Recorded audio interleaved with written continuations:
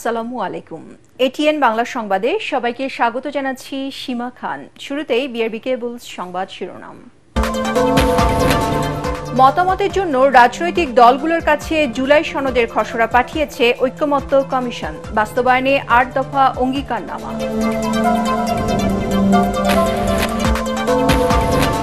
আসন ভাগাভাগি ও সমঝোতা নির্বাচন মেনে নেওয়া হবে না, হুঁশিয়ারি হাসনাত আব্দুল্লাহর। গণপরিষদ নির্বাচন না হলে সরকারের বৈধতা থাকবে না, মন্তব্য নাসির উদ্দিন পাটোয়ারির।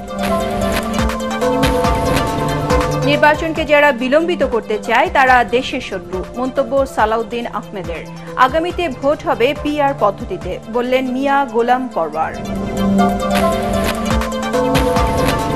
দেশের মাটিতে কোনো চাঁদাবাজের জায়গা হবে না, হুঁশিয়ারি স্বরাষ্ট্র উপদেষ্টার। যে যাই বলুক, প্রধান উপদেষ্টার ঘোষিত সময়ে হবে জাতীয় নির্বাচন।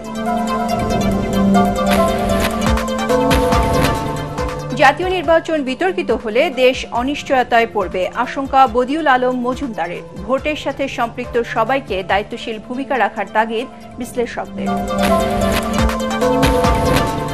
এবং নানা আয়োজনে শ্রীকৃষ্ণের জন্ম উৎসব উদযাপন করছে সনাতন ধর্মাবলম্বীরা। মন্দির, মঠ ও পূজা মণ্ডপে চলছে ধর্মীয় অনুষ্ঠান, বাড়িতে বাড়িতে আরাধনা। শুনছিলেন বিআরবি কেবলস সংবাদ শিরোনাম। এবারে জানাবো বিস্তারিত। ৮৪ দফা সম্বলিত জাতীয় জুলাই সনদ ২০২৫ এবং তার বাস্তবায়নে ৮ অঙ্গীকারনামা সহ সনদের পূর্ণাঙ্গ খসড়া রাজনৈতিক দলগুলোর কাছে পাঠিয়েছে জাতীয় ঐক্যমত্য কমিশন। এই খসড়ার ভাষায় কোনো শব্দ, বাক্য গঠন বা কোনো বিষয়ে মন্তব্য থাকলে আগামী ২০ আগস্ট বিকেল ৪টার মধ্যে কমিশনের কার্যালয়ে জমা দেওয়ার অনুরোধ করা হয়েছে। শনিবার রাতে এই সনদের খসড়া রাজনৈতিক দলগুলোর কাছে পাঠানো হয়েছে। জুলাই সনদে ৮৪টি দফা রয়েছে এবং এগুলো বাস্তবায়নে ৮ দফা অঙ্গীকারনামা সহ পূর্ণাঙ্গ খসড়া প্রস্তুত করা হয়েছে। এতে বলা হয়েছে, জুলাই জাতীয় সনদ ২০২৫-এর প্রতিটি বিধান, প্রস্তাব ও সুপারিশ সাংবিধানিক ও আইনগতভাবে বলবৎ হিসাবে গণ্য হবে বিধায় এর বৈধতা, প্রয়োজনীয়তা কিংবা জারির কর্তৃত্ব সম্পর্কে কোনো আদালতে প্রশ্ন তোলা যাবে না। সনদের যেসব সুপারিশ অবিলম্বে বাস্তবায়নযোগ্য বলে বিবেচিত হবে সেগুলো কোনো প্রকার কালক্ষেপণ না করে পরবর্তী জাতীয় সংসদ নির্বাচনের আগে সরকার ও অন্যান্য সংশ্লিষ্ট কর্তৃপক্ষসমূহ বাস্তবায়ন করবে। আসন ভাগাভাগি ও সমঝোতা নির্বাচন মেনে নেওয়া হবে না বলে হুঁশিয়ারি দিয়েছেন এনসিপির মুখ্য সংগঠক হাসনাত আব্দুল্লাহ। দলের কেন্দ্রীয় কার্যালয়ে আলোচনা সভায় তিনি জানান, লন্ডনে নয়, নির্বাচন নিয়ে আলোচনা করতে হবে দেশের জনগণের সাথে। এ সময় জাতীয় নাগরিক পার্টি এনসিপির মুখ্য সমন্বয়ক নাসির উদ্দিন পাটোয়ারি বলেন, নতুন সংবিধান রচনা ও গণপরিষদ নির্বাচন না হলে অন্তর্বর্তী সরকারের বৈধতা থাকবে না। শারফুল আলমের রিপোর্ট। বাংলাদেশের সকল রাজধানীর বাংলা মোটরে এনসিপির কার্যালয়ে জুলাই সনদ বাস্তবায়নে গণপরিষদ নির্বাচন নিয়ে আলোচনা সভায় কথা বলেন দলটির কেন্দ্রীয় নেতারা। তারা বলেন, নভেম্বর, ডিসেম্বর কিংবা জানুয়ারি নয়, যে কোনো সময় নির্বাচন হতে পারে, তবে তা পুরনো নিয়মে যেন না হয়। জনগণের সামনে অপশন থাকতে হবে জানিয়ে দলটির নেতারা বলছেন, জনগণ যদি তাদের প্রত্যাখ্যান করে তবে তা মেনে নেওয়া হবে। বিএনপি বা অন্য কোনো দলের সাথে আসন সমঝোতা করা হবে না জানিয়ে হাসনাত আব্দুল্লাহ বলেন, আগের মতো ওসি বা প্রশাসন নির্ভর নির্বাচন চায় না এনসিপি। আসন দিয়ে তাদের কেনা যাবে না উল্লেখ করে হাসনাত বলেন, নতুন বাংলাদেশ গড়াই এনসিপির লক্ষ্য। এনসিপি কোনো আসন সমঝোতার রাজনীতি এ পর্যন্ত করেও নাই, কোনোদিন করবেও না। এই প্রপাগান্ডাগুলো এখন বর্তমানে নতুন যারা ব্রাহ্মণ হয়েছে, আওয়ামী লীগের জায়গাগুলো যারা এখন নতুন করে দখল করছে, ওইসব মিডিয়া প্রপাগান্ডাগুলো এখন চালাচ্ছে। সচিবালয়ে 5টায় অফিস শেষ হয়, 4টা থেকে গুলশানে লাইন দেওয়া শুরু হয়, পল্টনে লাইন দেওয়া শুরু হয়। আগে সেটা দিত ধানমন্ডি 32-এ। এনসিপির নেতারা আরো বলেন, কেবল নির্বাচনের তারিখ ঘোষণা করলেই হবে না, বরং পুরো রাজনৈতিক খেলার নিয়ম পরিবর্তন করতে হবে। প্রশাসনকে নিরপেক্ষ থেকে কাজ করতে হবে। নতুন সংবিধান রচনা ও গণপরিষদ নির্বাচন না হলে অন্তর্বর্তী সরকারের বৈধতা নিয়েও প্রশ্ন উঠবে বলেও মনে করেন তারা।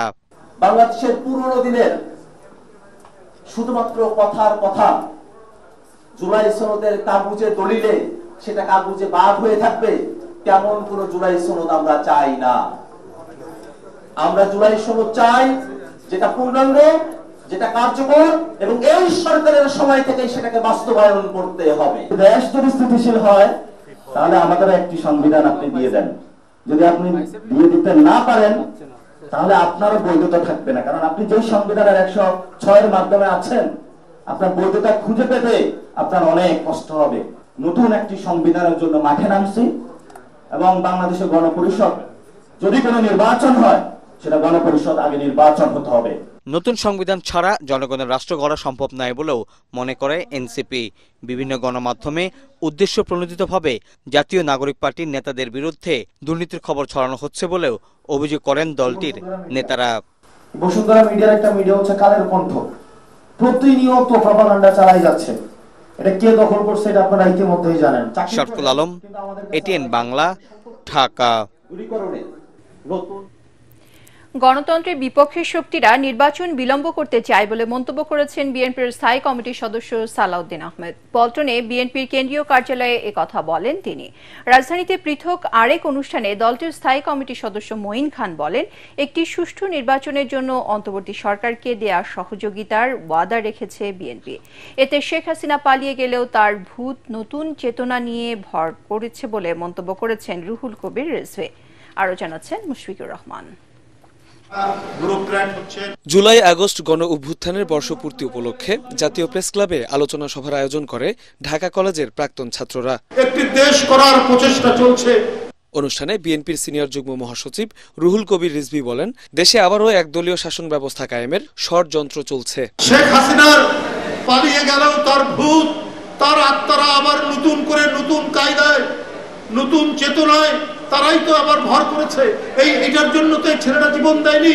আমরা সেই গণতন্ত্র চেয়েছি যে গণতন্ত্রে প্রকৃত এদেশের ভোটাররা ভোট দিয়ে যাকে ইচ্ছা তাকে রাষ্ট্র ক্ষমতায় বসাবে। আবার সেই একমাত্রিক একটি দেশ করার প্রচেষ্টা চলছে, গভীর ষড়যন্ত্র চলছে। এ সময় বিএনপির স্থায়ী কমিটির সদস্য মঈন খান বলেন, ব্যক্তির উন্নয়ন নয়, দেশ ও জাতির উন্নয়নে কাজ করবে বিএনপি। আগামী ফেব্রুয়ারিতে ইনশাআল্লাহ রমজানের আগে তারা নির্বাচনের দিনক্ষণ তারা উল্লেখ করেছে, যেটা পরবর্তীতে আমরা আশা করছি নির্বাচন কমিশন নির্বাচন শিডিউলের মাধ্যমে নির্দিষ্ট করে দেবে। এবং এই বাংলাদেশের মানুষ কোনোদিন কারো আধিপত্য অন্যায় স্বীকার করে নাই। এদিকে বিএনপির কেন্দ্রীয় কার্যালয়ে যুবদল আয়োজিত অনুষ্ঠানে সালাউদ্দিন আহমেদ বলেন, যারা ইনিয়ে বিনিয়ে নির্বাচনের বিপক্ষে কথা বলে গণতন্ত্রের উত্তরণে বাধা সৃষ্টি করছে, দেশের জনগণই তাদের রুখে দেবে। যারা গণতন্ত্রের বিরুদ্ধে বিভিন্ন রকমের বক্তব্যের মধ্য দিয়ে নির্বাচনের বিষয়ে শঙ্কা প্রকাশ করছে, তারা গণতন্ত্রের পক্ষে শক্তি নয়। যারাই বিভিন্ন রকমের কুযুক্তি উত্থাপন করে গণতন্ত্রের এই যাত্রাপথকে কণ্ঠকাত্তীর্ণ করতে চাইবে, তাদের বিরুদ্ধে বাংলাদেশের জনগণ রুখে দাঁড়াবে। সব গণতান্ত্রিক শক্তি, সব গণতান্ত্রিক রাজনৈতিক দলকে অনুরোধ করব, আপনারা যেভাবে ঐক্যবদ্ধ হয়েছিলেন ফ্যাসিবাদ বিরোধী গণতান্ত্রিক সংগ্রামে, সেই একই রকম ঐক্য নিয়ে আসুন। আগামী নির্বাচনের জন্য সুষ্ঠু শান্তিপূর্ণভাবে যেভাবে আমরা নির্বাচন অনুষ্ঠান করতে পারি সেইভাবে আমরা ঐক্যবদ্ধ থাকি। পরে বিএনপির চেয়ারপারসন বেগম খালেদা জিয়ার জন্মবার্ষিকী উপলক্ষে তার সুস্থতা ও দীর্ঘায়ু কামনা করে দোয়া মাহফিল অনুষ্ঠিত হয়। মুশফিকুর রহমান, এটিএন বাংলা, ঢাকা। কোন দল চায় বা না চায় আগামী সংসদ নির্বাচন পিআর পদ্ধতিতে হবে এবং দেশের জনগণ এটি গ্রহণ করবে বলে দাবি করেছেন জামায়াতের সেক্রেটারি জেনারেল অধ্যাপক মিয়া গোলাম পরওয়ার। নড়াইলে জেলা জামায়াত ইসলামী লিডারশিপ প্রশিক্ষণের উদ্বোধন শেষে সাংবাদিকদের প্রশ্নের জবাবে তিনি একথা বলেন। তার দাবি, নির্বাচন অবাধ ও সুষ্ঠু করতে বিশ্বের যতগুলো পদ্ধতি চালু আছে তার মধ্যে পিআর সবচেয়ে গ্রহণযোগ্য ও নিরপেক্ষ। 91টি দেশে পিআর পদ্ধতি চালু রয়েছে বলেও জানান অধ্যাপক মিয়া গোলাম পরওয়ার। প্রপোর্শনাল রিপ্রেজেন্টেশন যেটাকে বলা হয়, সংখ্যানুপাতিক প্রতিনিধিত্ব, এই পদ্ধতিটা অধ্যাপক গোলাম আজম জামাত ইসলামের সাবেক আমিরেরই কিন্তু প্রস্তাব। তারই ধারাবাহিকতায় আমরা যারা তার উত্তরসূরি, রাজনীতির এখনকার বাস্তবতায় আমরা আগামী নির্বাচনকে সামনে রেখে এই পিআর পদ্ধতিতে নির্বাচন দাবি করেছি। পৃথিবীর 91টা দেশে পিআর পদ্ধতি চালু আছে। আমরা বলেছি বাংলাদেশের রাজনৈতিক এবং জনমানুষের আর্থসামাজিক অবস্থার উপযোগী করে যে পদ্ধতিটা এখানে অ্যাপ্লিকেবল সেটাই এখানে চালু করতে হবে। কিন্তু এর মূল ধারণা হচ্ছে যে নির্বাচনের প্রার্থী হবে দল, ব্যক্তি নয়। দেশের মাটিতে কোনো চাঁদাবাজির জায়গা হবে না হুঁশিয়ারি দিয়ে স্বরাষ্ট্র উপদেষ্টা বলেছেন এদের বিরুদ্ধে জিরো টলারেন্সের সরকার। সকালে মোহাম্মদপুরে কৃষি মার্কেট পরিদর্শন শেষে তিনি জানান চাঁদাবাজ সবাইকে ধরা হবে। যে যাই বলুক, প্রধান উপদেষ্টার ঘোষিত সময়ে আগামী জাতীয় নির্বাচন হবে বলেও আশ্বস্ত করেন স্বরাষ্ট্র উপদেষ্টা। এ সময় ১-১১ পদধ্বনি নিয়ে এক উপদেষ্টার ফেসবুক পোস্ট নিয়ে করা প্রশ্ন এড়িয়ে যান জাহাঙ্গীর আলম চৌধুরী। বিস্তারিত মিজান শাহজাহানের রিপোর্টে। ইলেকশনের ডেট ঘোষণা হয়েছে, ফেব্রুয়ারিতে নির্বাচন হবে, ফেব্রুয়ারিতে নির্বাচন হবে না। 12 আগস্ট আন্তর্জাতিক যুব দিবসের অনুষ্ঠানে এনসিপির মুখ্য সমন্বয়ক নাসির উদ্দিন পাটোয়ারি কথা বলেন। নতুন সংবিধানের জন্য গণপরিষদ নির্বাচন চায় জুলাই অভ্যুত্থানে নেতৃত্ব দেওয়া সমন্বয়কদের দল এনসিপি। বর্তমান সংবিধানের অধীনে নির্বাচনে না যাওয়ার ঘোষণা দিয়েছেন তারা। জামাতও বলছে নিম্ন ও উচ্চ উভয় কক্ষে পিআর পদ্ধতিতে নির্বাচনের দাবিতে আন্দোলনে নামবে তারা। এই অবস্থায় নির্বাচন নিয়ে কোনো শঙ্কা আছে কিনা জানতে চাইলে স্বরাষ্ট্র উপদেষ্টা বলেন, কারো কথায় আটকে থাকবে না ভোট। রাজনীতির ব্যাপারে প্রধান উপদেষ্টা যেটা বলেছে ওর উপরে আমাদের কারো কোনো কথা নেই। স্যারে যেই তারিখে বলছে ওই তারিখে নির্বাচন হবে, যেই মাসে বলছে ওই মাসে নির্বাচন হবে। অন্তর্বর্তী সরকার দায়িত্ব নেওয়ার 1 বছরের সবচেয়ে বেশি সমালোচনা হচ্ছে দেশব্যাপী চাঁদাবাজি ও মব সন্ত্রাস নিয়ে। এসব বিষয়ে এক দল আরেক দলকে দোষারোপ করছে। সম্প্রতি মোহাম্মদপুরে জেনেভা ক্যাম্পে চাঁদাবাজি ও সন্ত্রাসীর ঘটনায় রীতিমতো আতঙ্কিত ওই এলাকার বাসিন্দারা। এ অবস্থায় চাঁদাবাজি ঠেকাতে সরকারের উদ্যোগ নিয়ে স্বরাষ্ট্র উপদেষ্টা বলেন, যত বড় চাঁদাবাজি হোক না কেন তাকে ধরা হবেই। কোনো চাঁদাবাজকেই বাংলাদেশে থাকতে দেওয়া হবে না, চাঁদাবাদীদের স্থায়ী বাংলাদেশে হবে না। এটা যে যত বড় চাঁদাবাজি হোক না কেন তারে আমরা আইনের আওতায় নিয়ে আসবো। এই ওয়েস্টিনের নিচে সাদা সিএফ মোটো বাইকে হেলমেট লাগানো অবস্থায় আমার সাথে কথা বলতেছিলেন একজন উপদেষ্টা। সেই উপদেষ্টা ছিলেন আসিফ মাহমুদ সজীব ভুইয়া। সম্প্রতি চাঁদাবাজির ঘটনায় বৈষম্যবিরোধী ছাত্র আন্দোলনের সাবেক নেতা জানে আলম অপুর জবানবন্দিতে উপদেষ্টা আসিফ মাহমুদ সজীব ভুইয়ার সম্পৃক্ততার বিষয়ে জানতে চাওয়া হলে তা এড়িয়ে যান জাহাঙ্গীর আলম চৌধুরী। মিজান শাহজাহান, এটিএন বাংলা, ঢাকা। কোনো কারণে এবারে জাতীয় নির্বাচন বিতর্কিত হলে দেশ অনিশ্চয়তায় পড়বে বলে আশঙ্কা করছেন সুজন সম্পাদক ডক্টর বদিউল আলম মজুমদার। রাজধানীতে ডিবেট ফর ডেমোক্রেসি ছায়া সংসদ বিতর্ক প্রতিযোগিতায় তিনি বলেন, দেশের স্বার্থে ফেব্রুয়ারিতে জাতীয় নির্বাচন হওয়া জরুরি। নির্বাচন সুষ্ঠু ও গ্রহণযোগ্য করতে ইসি, রাজনৈতিক দল, প্রার্থী, ভোটার ও প্রশাসনকে দায়িত্বশীল ভূমিকা রাখার তাগিদ দিয়েছেন ডিবেট ফর ডেমোক্রেসির চেয়ারম্যান হাসান আহমেদ চৌধুরী কিরণ। ইমদাদুল্লাহ বাবুর রিপোর্ট। ডিবেট ফর ডেমোক্রেসি আয়োজিত বিতর্ক প্রতিযোগিতায় এবারের বিষয় সুষ্ঠু নির্বাচন আয়োজনে নির্বাচন কমিশনের ভূমিকা। একটি সুষ্ঠু নির্বাচন সম্পন্ন করার জন্য সকল প্রকার দায়িত্ব কার স্পিকার নির্বাচন কমিশনের। কিন্তু মাননীয় স্পিকার, নির্বাচন কমিশন কতটুকু কাজ করতে পারবে সেটি এখনো আটকে আছে ঐকমত্য কমিশনের কাছে। এতে ঐকমত্য কমিশনের সদস্য এবং নির্বাচন কমিশন সংস্কার কমিশনের প্রধান ডক্টর বদিউল আলম মজুমদার বলেন, সুষ্ঠু ভোট আয়োজনে কমিশনকেই জোরালো ভূমিকা রাখতে হবে। সব অংশীজন যদি সঠিকভাবে দায়িত্ব পালন করে,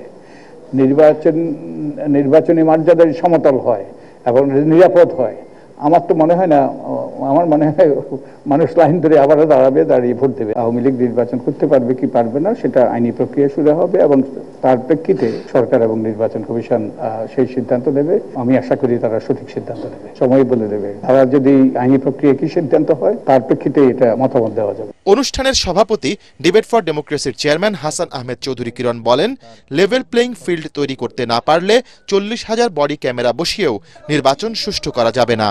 প্রার্থীরা, রাজনৈতিক দলগুলো, ভোটাররা যদি সহযোগিতা না করে 40,000 কেন আরো 3 ডবল 4 ডবল ক্যামেরাও কিনলেও কিন্তু নির্বাচন কমিশনের পক্ষে, স্বরাষ্ট্র মন্ত্রণালয়ের পক্ষে, আইন শৃঙ্খলা রক্ষাকারী বাহিনীর পক্ষে সেখানে নির্বাচনকে সুষ্ঠু করা সম্ভব হবে না। সুতরাং নির্বাচন কমিশন, রাজনৈতিক দল, প্রার্থী, ভোটার, প্রশাসনকে তাদের দায়িত্বশীল ভূমিকা পালন করতে হবে। যদি নির্বাচন কমিশন ও প্রশাসন দায়িত্বশীল ভূমিকা পালন না করে তাহলে আমরা আগামী জাতীয় সংসদ নির্বাচনকে যে একটি সুন্দর সুষ্ঠু নির্বাচন করবার যে স্বপ্ন দেখছি সেই স্বপ্ন কিন্তু আমাদের ব্যর্থ স্বপ্নে পরিণত হবে।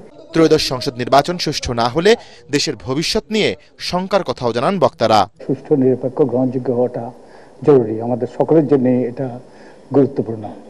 আমাদের যদি একটা বিতর্কিত নির্বাচন হয়, জালিয়াতি নির্বাচন হয়, আমরা একটা অনিশ্চিত ভবিষ্যতের দিকে অগ্রসর হব।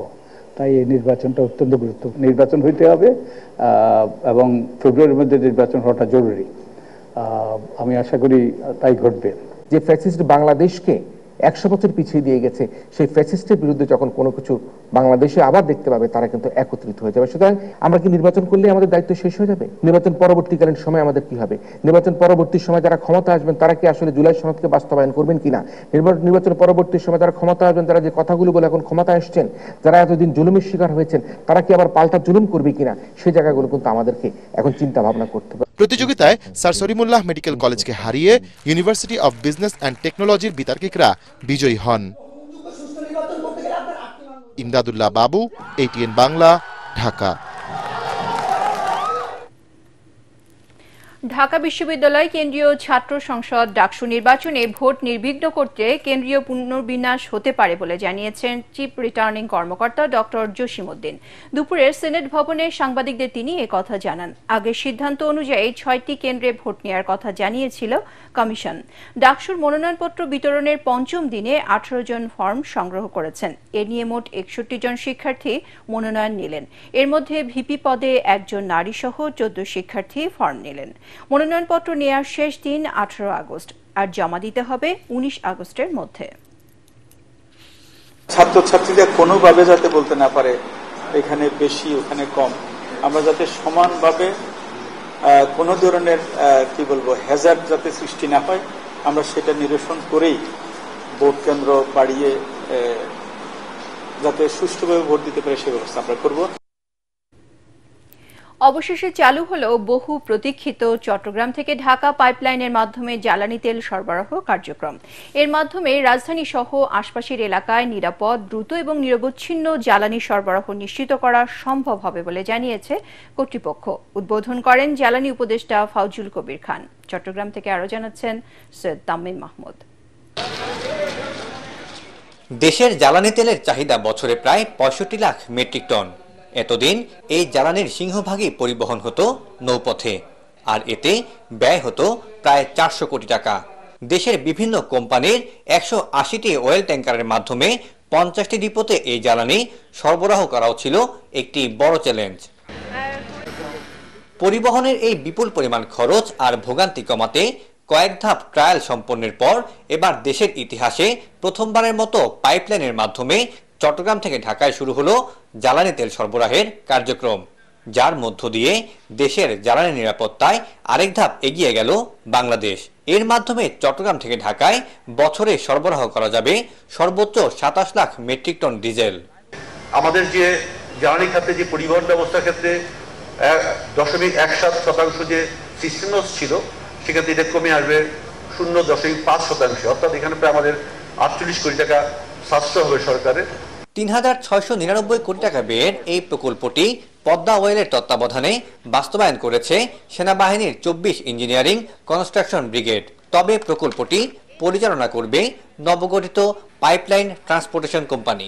এই পাইপলাইনটি 6টি জেলা এবং 15টি উপজেলা অতিক্রম করে যাবে। পাইপলাইনটি পৌঁছেছে নারায়ণগঞ্জে।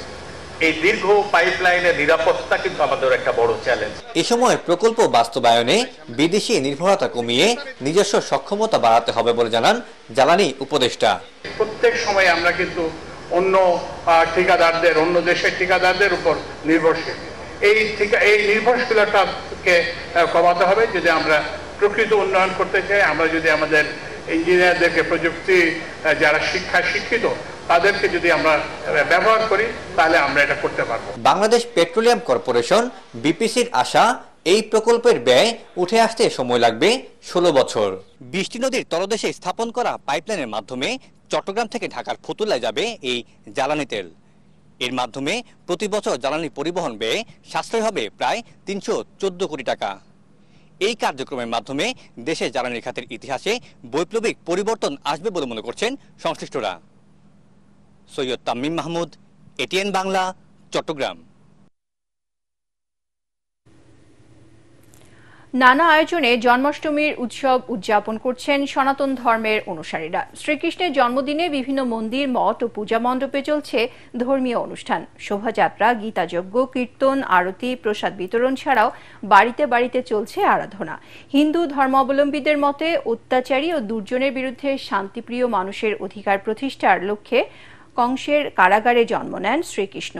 নানা কুসংস্কার ও অন্যায়ের বিরুদ্ধে ন্যায় আর সত্য প্রতিষ্ঠায় পৃথিবীতে আবির্ভাব হয় তার।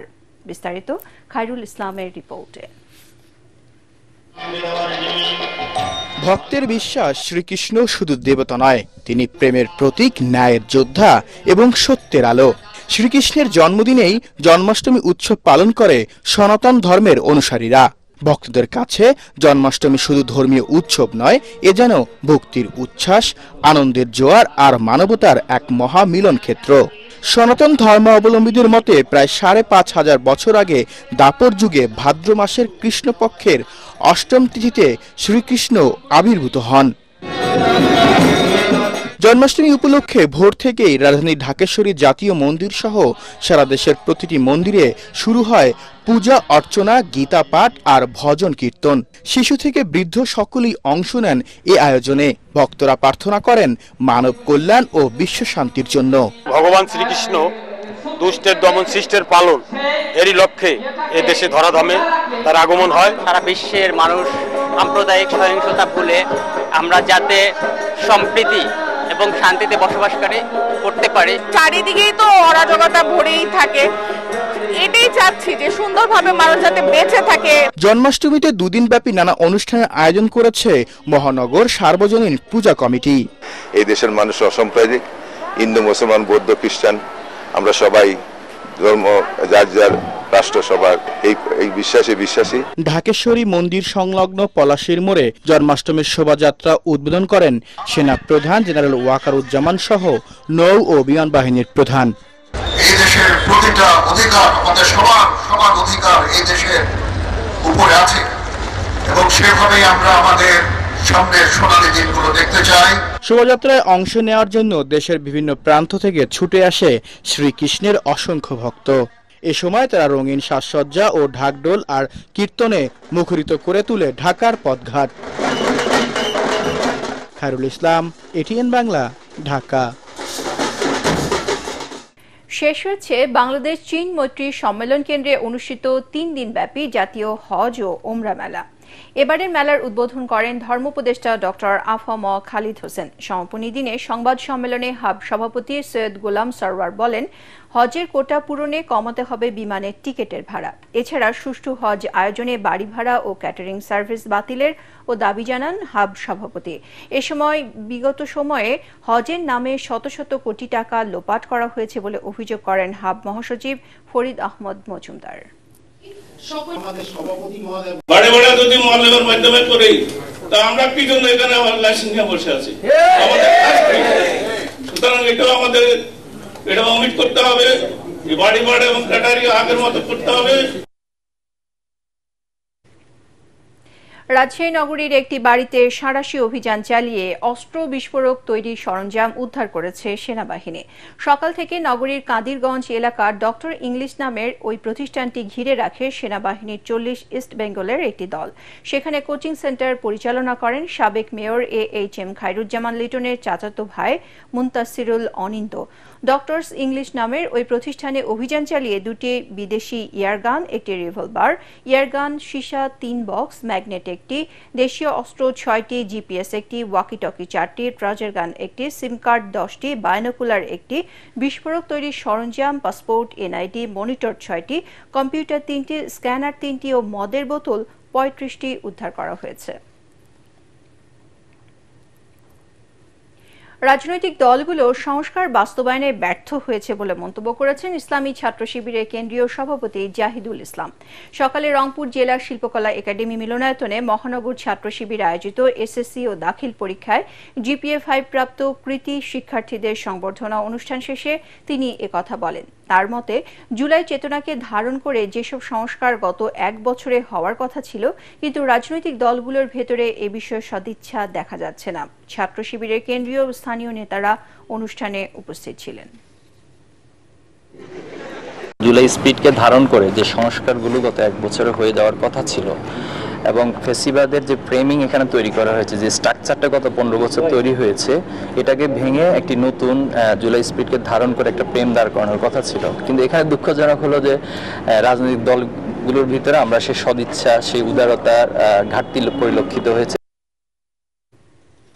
নানা আয়োজনে television journalist association of Bangladesh টেজ্যাবের ৫ম প্রতিষ্ঠা বার্ষিকী উদযাপিত হয়েছে। রাজধানী বিজয়নগর অর্নেট হোটেল বলরুমে এ প্রতিষ্ঠা বার্ষিকী অনুষ্ঠিত হয়। অনুষ্ঠানে আজীবন সম্মাননা দেওয়া হয় প্রয়াত চলচ্চিত্রকার আমজাদ হোসেন, নজরুল সঙ্গীত শিল্পী ফেরদৌস সারা, আলোকচিত্র সাংবাদিক নুরুদ্দিন আহমেদ ও মিডিয়া ব্যক্তিত্ব তাশিক আহমেদকে। পুরস্কার তুলে দেন বিএনপি চেয়ারপারসনের উপদেষ্টা হাবিবুর রহমান হাবিব ও প্রফেসর ডক্টর সুকোমল বড়ুয়া। অনুষ্ঠানে সভাপতিত্ব করেন টেজ্যাব সভাপতি বিজ্ঞানী কবি হাসনাইন সাজ্জাদী। স্বাগত বক্তব্য রাখেন মহাসচিব কবি অশোক ধর এবং শুভেচ্ছা বক্তব্য পরিচালনা করেন টেজ্যাবের নির্বাহী চেয়ারম্যান মঞ্জুর হোসেন ঈশা। এবারে পূবালী ব্যাংক বাণিজ্য সংবাদ।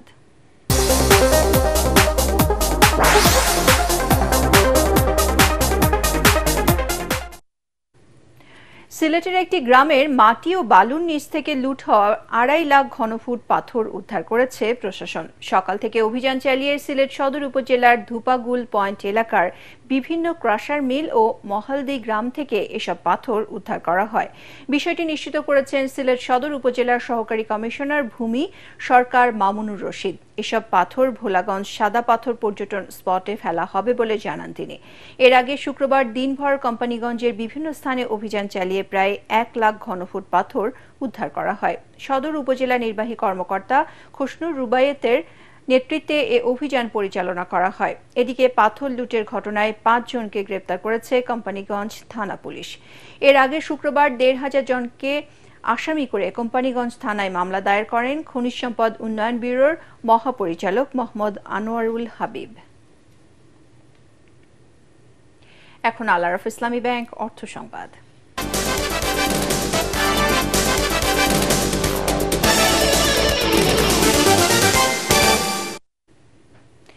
দেশের বিভিন্ন শিক্ষা প্রতিষ্ঠানের মোট ৬৮৮ জন শিক্ষার্থীকে ক্যামব্রিজ বিশ্ববিদ্যালয়ের আওতাধীন ক্যামব্রিজ ইংলিশ সার্টিফিকেট প্রদান করা হয়েছে।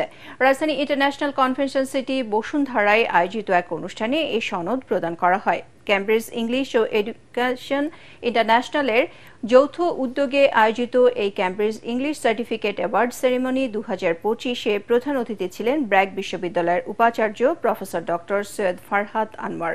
অনুষ্ঠানে বিশেষ অতিথি হিসেবে আরও উপস্থিত ছিলেন ব্রিটিশ কাউন্সিল বাংলাদেশের exams director Maxim Reimann, BRAC বিশ্ববিদ্যালয়ের registrar doctor David Dowland, Cambridge University Press and Assessment country lead Sarwat Reza, British high commission ঢাকার ভারপ্রাপ্ত পরিচালক trade and investment Saiyab Ahmed, জনপ্রশাসন মন্ত্রণালয়ের উপদেষ্টা খুরশিদ ইকবাল রিজভী, এডুকেশন ইন্টারন্যাশনালের ব্যবস্থাপনা পরিচালক শাহিন রেজা। এবারে জানাবো আন্তর্জাতিক সংবাদ।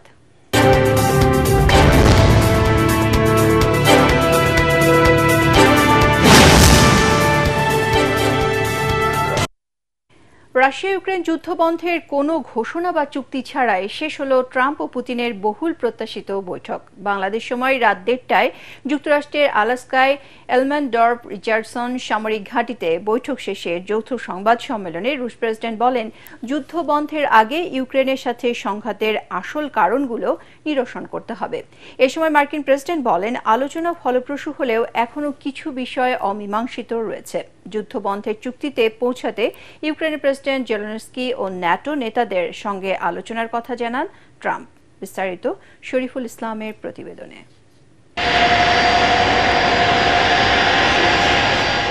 সাবেক মার্কিন প্রেসিডেন্ট বাইডেনের করা যুদ্ধ অপরাধের অভিযোগে গ্রেপ্তারি পরোয়ানা মাথায় নিয়েই শুক্রবার যুক্তরাষ্ট্রে আসেন রুশ প্রেসিডেন্ট ভ্লাদিমির পুতিন। ২০১৫ সালে নিউ ইয়র্কে জাতিসংঘ সাধারণ পরিষদের অধিবেশনে অংশ নেয়ার প্রায় ১ দশক পর পুতিনের সংক্ষিপ্ত এই সফরকে ঘিরে সবার নজর ছিল আলাস্কায়। স্থানীয় সময় শুক্রবার সকাল ১০টার দিকে আলাস্কার সামরিক ঘাঁটিতে পৌঁছালে বন্ধু পুতিনকে অভ্যর্থনা জানাতে ছুটে আসেন মার্কিন প্রেসিডেন্ট নিজেই।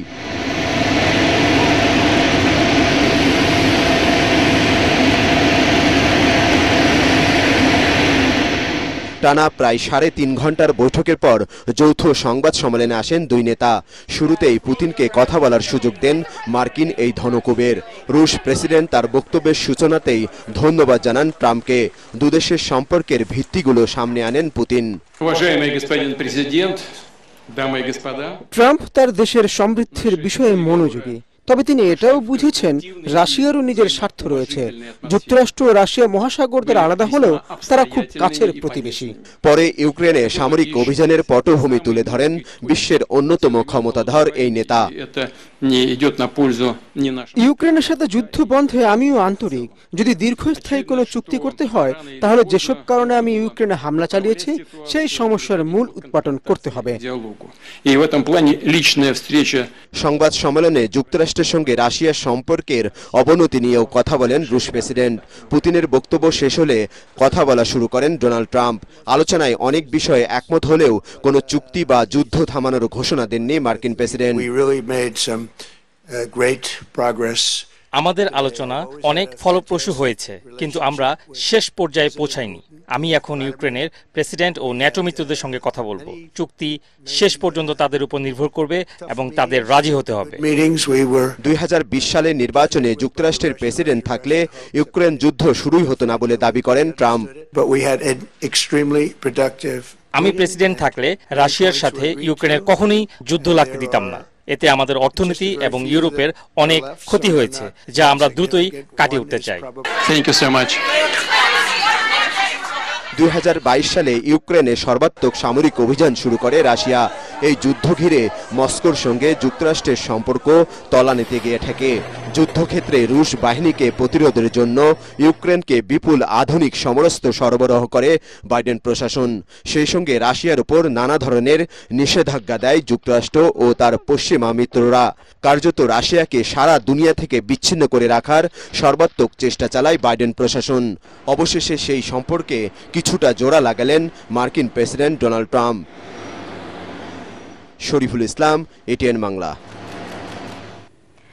ধানমন্ডির শফিউদ্দিন শিল্পালয়ে শুরু হলো নারী শিল্পীদের সংগঠন কন্যার 10ম শিল্পকর্ম প্রদর্শনী কাজল রেখার দেশে। 400 বছরের পুরনো ময়মনসিংহ গীতিকা কাজল রেখা থেকে অনুপ্রাণিত এই প্রদর্শনীতে 24 জন নারী শিল্পীর 48টি শিল্পকর্ম স্থান পেয়েছে। প্রদর্শনী উদ্বোধন করেন শিল্পী অধ্যাপক আবুল বারাক আলভি। বিশেষ অতিথি ছিলেন শিল্পী কামাল উদ্দিন আর সভাপতিত্ব করেন বেঙ্গল ফাউন্ডেশনের মহাপরিচালক লুভা নাহিদ চৌধুরী। প্রদর্শনী চলবে 16 থেকে 19 আগস্ট প্রতিদিন সকাল 11টা থেকে রাত 8টা পর্যন্ত, সবার জন্য উন্মুক্ত।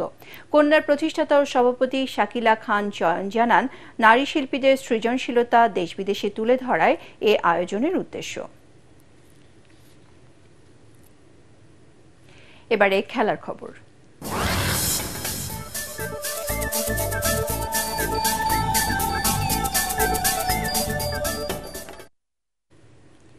সাফ অনূর্ধ্ব 17 ফুটবলকে সামনে রেখে ভুটানে অনুশীলন শুরু করেছে বাংলাদেশের মেয়েরা। সকালে বাবেনা মাঠে কোচ মাহবুবুর রহমানের অধীনে নিজেদের প্রস্তুতি নেয় অর্পিতারা। বাংলাদেশ, ভারত, ভুটান আর নেপালকে নিয়ে 20 থেকে 31 আগস্ট ভুটানের থিম্পুতে হচ্ছে এই প্রতিযোগিতা।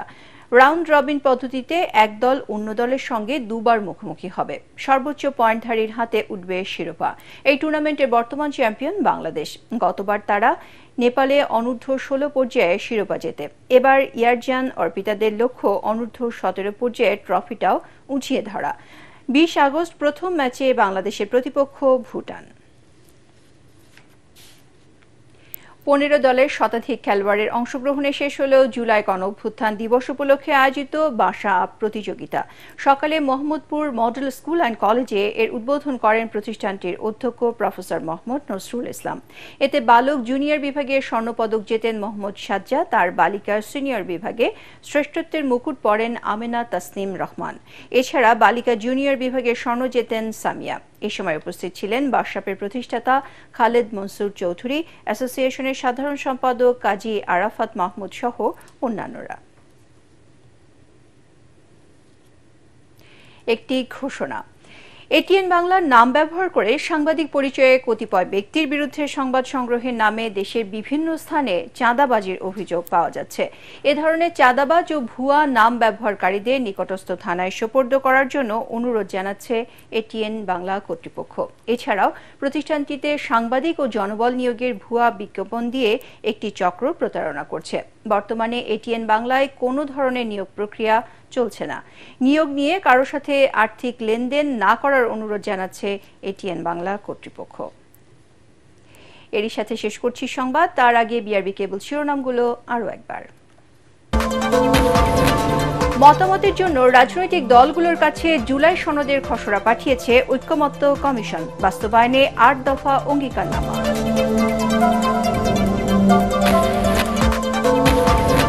আসন ভাগাভাগি ও সমঝোতা নির্বাচন মেনে নেওয়া হবে না, হুঁশিয়ারি হাসনাত আব্দুল্লাহর।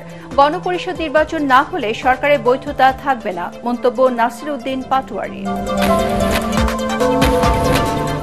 নির্বাচনকে যারা বিলম্বিত করতে চায় তারা দেশের শত্রু, মন্তব্য সালাউদ্দিন আহমেদের। আগামীতে ভোট হবে পিআর পদ্ধতিতে, বললেন মিয়া গোলাম পরওয়ার। দেশের মাটিতে কোনো চাঁদাবাজের জায়গা হবে না, হুঁশিয়ারি স্বরাষ্ট্র উপদেষ্টার। যে যাই বলুক, প্রধান উপদেষ্টার ঘোষিত সময়ে হবে জাতীয় নির্বাচন। জাতীয় নির্বাচন বিতর্কিত হলে দেশ অনিশ্চয়তায় পড়বে, আশঙ্কা বদিউল আলম মজুমদারের।